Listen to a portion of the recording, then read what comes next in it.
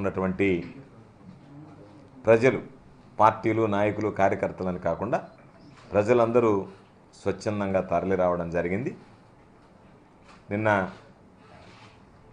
బాపట్ల, పల్నాడు, గుంటూరు, నెల్లూరు, తిరుపతి జిల్లాలకు సంబంధించి, నూతనంగా ఏర్పడినటువంటి జిల్లాలకు సంబంధించి జరిగినటువంటి సిద్ధం మహాసభకి లక్షలాది మంది పాల్గొని జయప్రదం చేయడం జరిగింది.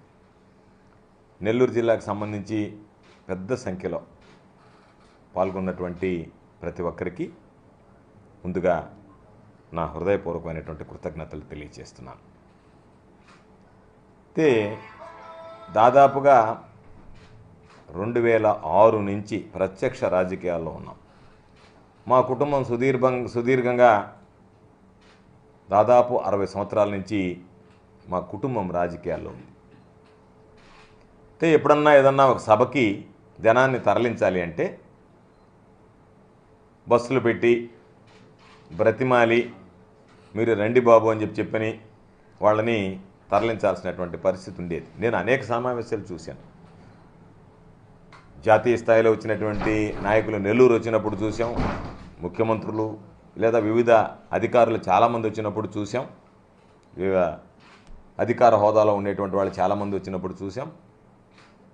అయితే దాదాపుగా ఈరోజు మేదరమెట్ల అంటే నెల్లూరు జిల్లాకు సంబంధించి చాలా దూరం, 200 కిలోమీటర్లు దాదాపుగా కొన్ని నియోజకవర్గాలకి, తిరుపతి నియోజకవర్గానికి అయితే 300 పైచిలుకు కిలోమీటర్లు ఉండేటువంటి పరిస్థితి. ముందుగా అన్ని గ్రామాల్లో చెప్పాం, మహిళలు ఇబ్బంది పడతారు, మీరు రాలేరు, తట్టుకోలేరు అని చెప్పి కేవలం పురుషులనే రమ్మని చెప్పాం, మగవాళ్ళనే రమ్మని చెప్పాం. అయితే ఎంత మేర వీలైతే అంత మేర రవాణా సౌకర్యాలు ఏర్పాటు చేస్తే, మాకు మీరు రవాణా సౌకర్యం ఏర్పాటు చేయలేదు జగన్మోహన్ రెడ్డి గారి సభకి తీసుకువెళ్ళడానికి అని చెప్పి మొట్టమొదటిసారిగా నా జీవితంలో అలకపోనడం అనేటువంటిది ప్రజలు చూడడం జరిగింది. ఇది ఎన్నడూ జరగలేదు. నాయకులు కానీ కార్యకర్తలు కానీ మనం ఇస్తాం దానికన్నా తక్కువ ఇస్తే ఆనందపడిపోయేవాళ్ళు. అబ్బా ఇంతమందిని తరలించాలని చెప్పి అనుకుంటున్నాం, ఇంకా తగ్గించి ఇచ్చారని చెప్పి మొట్టమొదటిసారి నా జీవితంలో ఇచ్చిన దానికన్నా మీరు ఇంకా మాకు ఎక్కువ ఇవ్వలేకపోయారని చెప్పి ఈరోజు ఉదయం కూడా పాపం కొంతమంది ఫోన్ చేసి బాధపడడం జరిగింది. మేము సిద్ధంగా ఉన్నాం, కొన్ని దగ్గరలో అయితే మీరు వెళ్ళలేరు, 200 కిలోమీటర్ల పైచిలుకు కష్టం అని చెప్తే, లేదు మేము కింద కూర్చొని వెళ్తాము అని చెప్పి బస్సులో కొంతమంది యువకులు నిలబడి వెళ్ళారు, కొంతమంది కింద కూర్చొని వెళ్ళారు. ఇంత స్పందన అనేటువంటిది నేను ఎన్నడూ చూడలేదు. ఇది ప్రతి ఒక్కరికి తెలిసినటువంటి విషయం, ఈరోజు ప్రతి ఒక్కరు చర్చించుకునేటువంటి విషయం. గ్రామాలలో బస్సు వెళ్ళిన వెంటనే చెప్పినటువంటి వాళ్ళు కాకుండా చెప్పనటువంటి వాళ్ళకి కూర్చొని బస్సులు నిండిపోయాయి. ఈ చెప్పినటువంటి వాళ్ళు పాపం ఎక్కలేకపోయారు, నిలబడిపోయారు, ఆగిపోయారు, నిలిచిపోయారు. అందరికీ చెప్పాం, వేల సంఖ్యలో బస్సులు బయలుదేరుతున్నాయి, వేల సంఖ్యలో కారులు బయలుదేరుతున్నాయి, వేల సంఖ్యలో టెంపోలు లాంటి ప్రైవేటు వాహనాలు బయలుదేరుతున్నాయి.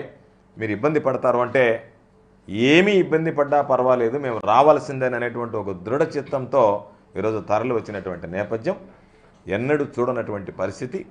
లక్షలాది మంది తరలి వచ్చి జగన్మోహన్ రెడ్డి గారికి ఆశీస్సులు అందించడం జరిగింది. ఇది నిజంగా ఆంధ్ర రాష్ట్రానికి సంబంధించినటువంటి ఇది ఒక చరిత్ర. అంతమంది ఒక దగ్గర గుమికూడడం, జనాన్ని ఒక్కసారి కింద ఉన్నటువంటి వాళ్ళకన్నా స్టేజ్ మీద ఉన్నటువంటి వాళ్ళని చూస్తే అసలు కళ్ళు తిరిగేటువంటి పరిస్థితి, ఒక అలలాగా జనసముద్రంలాగా ఎక్కడ చూసినా సరే.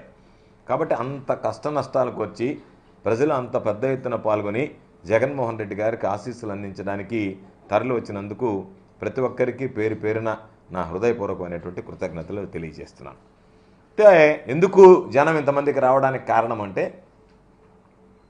58 నెలలు జగన్మోహన్ రెడ్డి గారి ముఖ్యమంత్రిగా ప్రతి ఇంటికి సంక్షేమ ఫలాలను చేర్చగలిగాడు కాబట్టి, ప్రతి కుటుంబం ఈరోజు జగన్మోహన్ రెడ్డి గారి ద్వారా సంక్షేమ లబ్ధి మా ఇంటికి చేరింది అని చెప్పి గ్రహించారు. కాబట్టే ఆ ఇంట్లో ఉండేటువంటి వాళ్ళు తమ బాధ్యతగా జగన్మోహన్ రెడ్డి గారు ఏర్పాటు చేసినటువంటి సభకు వెళ్ళాలి, ఆయనకి మన ఆశీస్సులు అందించాలి, మనం మద్దతు పలకాలి, మన అందరం రేపు జరిగేటువంటి ఎన్నికలకు మేమందరం సిద్ధంగా ఉన్నాం అనేటువంటిది ఆయనకి తెలియజెప్పాలనేటువంటి లక్ష్యంతో ఈరోజు రావడం జరిగింది. అంటే పథకాలు నేరుగా ఇంటికి చేరాయి, మనం నేరుగా ఇంటి గడప దాటి బయటికి వెళ్ళి జగన్మోహన్ రెడ్డి గారికి మన ఆశీస్సులు అందించాలనేటువంటి ఒక అరుదైనటువంటి ఆలోచనతో వచ్చే ప్రభుత్వం సొమ్ము ఇచ్చారు ఏముందనేటువంటిది కాకుండా పార్టీలకు అతీతంగా పార్టీలతో సంబంధం లేకుండా ఏ పార్టీకి చెందనటువంటి వ్యక్తులు కొంతమంది కరుడు కట్టినటువంటి తెలుగుదేశం పార్టీకి సంబంధించినటువంటి వ్యక్తులు వీళ్ళందరూ కలిసి బస్సులు ఎక్కి తరలి వెళ్ళారంటే దాని అర్థం ప్రతి కుటుంబానికి ఈరోజు లబ్ధి చేకూరింది కాబట్టి జగన్మోహన్ రెడ్డి గారు ప్రతి కార్యక్రమాన్ని ఇంటికి చేర్చాడు కాబట్టి ఆ ఇంటిలో ఉన్నటువంటి కుటుంబాలు జగన్మోహన్ రెడ్డి గారికి ఆశీస్సులు అందించడానికి బయటకు వచ్చాయి. అయితే దురదృష్టం ఏంటంటే బ్రహ్మాండంగా సభ జరిగింది, జనం బ్రహ్మాండంగా హాజరయ్యారు. తెలుగుదేశం పార్టీకి సంబంధించినటువంటి చంద్రబాబు నాయుడికి కన్ను కుట్టింది. ఇది చంద్రబాబు నాయుడికి ఎప్పుడు పాపం గ్యాస్ట్రిక్ ట్రబుల్ ఉంది. ఏది జగన్మోహన్ రెడ్డి గారి సభ జరిగినా వెంటనే కడుపు మంట ప్రారంభమవుతుంది. దాన్ని ఆ మంటకు ఉపశమనం ఏంటంటే తనకున్నటువంటి అనుకూల మీడియా, దాంతోపాటు వాట్సప్, సోషల్ మీడియాలు, దాంతోపాటు ఇంకా రకరకాలైనటువంటి యూట్యూబ్ ఛానల్స్ వాటిని వీటిని పెట్టి రకరకాలుగా తిప్పి సాయంత్రానికి ఆ మందు ఏంటంటే సరిగ్గా జరగలేదనేటువంటిది రాయించి చూపించి పోస్టింగ్లు చేయించి సంతృప్తి పడి పొనుకొని నిద్రపోయేటువంటిది అలవాటు. ఈరోజు నేను అడుగుతున్నా చంద్రబాబు నాయుడిని కానీ రాతలు రాసినటువంటి వాళ్ళు కానీ కూతలు కూసినటువంటి వాళ్ళని కానీ 2,70,000 కోట్ల రూపాయలు ప్రజలకు అందించినటువంటిది గ్రాఫిక్సా? అంటే అమ్మఒడి పథకం ఇంటికి చేర్పించింది గ్రాఫిక్సా? రైతు భరోసా ప్రతి రైతుకు అందించింది గ్రాఫిక్సా? వైఎస్ఆర్ ఆసరా వైఎస్ఆర్ చేయుత మహిళలకు అందించింది గ్రాఫిక్సా? రజకులు న్యాయబ్రాహ్మణులు టైలర్లకు 10,000 రూపాయలు అందించింది గ్రాఫిక్సా? జగనన్న విద్యా దీవెన వసతి దీవెన